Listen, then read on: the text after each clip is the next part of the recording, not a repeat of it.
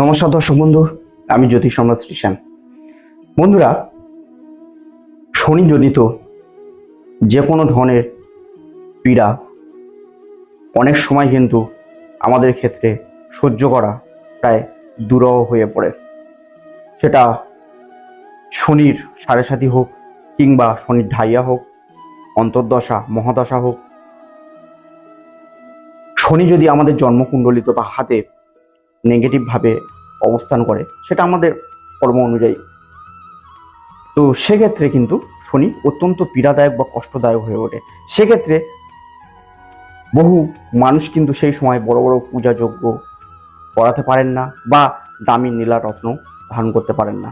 তো সেক্ষেত্রে আপনারা কি করবেন? আপনাদের চমৎকার একটি রেমেডি আজকের আপনাদেরকে দিয়ে যাচ্ছি, আপনারা করবেন, দেখবেন আপনাদের জীবনে চমৎকার ঘটবে। কি করবেন? শনিবার দিন আপনারা স্নান করে নাগফণি গাছের শিকড় তুলে আনবেন। গাছটিকে আমি স্ক্রিনে দেখিয়ে দেবো, গ্রামাঞ্চলে প্রচুর হয়। নাগফণি গাছের শিকড়কে তুলে এনে গঙ্গা জলে ধুইবেন।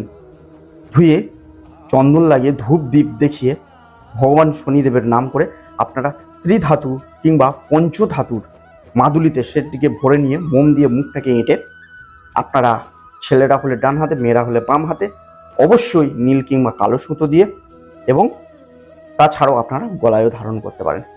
এটা ধারণ করার পরে আপনাদের জীবনে শনিজনিত যত রকমের দুঃখ কষ্ট পীড়া, যত রকমের সমস্যা বাঁধা রয়েছে, সব কিন্তু আপনাদের জীবন থেকে দূরে সরে যাবে। আপনারা পড়ে দেখুন, ম্যাজিক রেজাল্ট আপনারা দেখা পাবেন। সবাই সুস্থ থাকুন, ভালো থাকুন।